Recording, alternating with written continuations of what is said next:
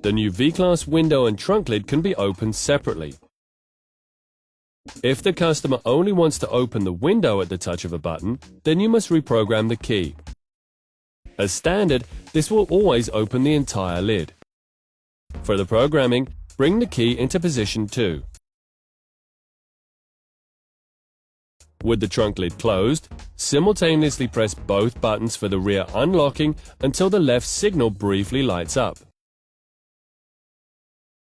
Remove the key from the ignition and check the function.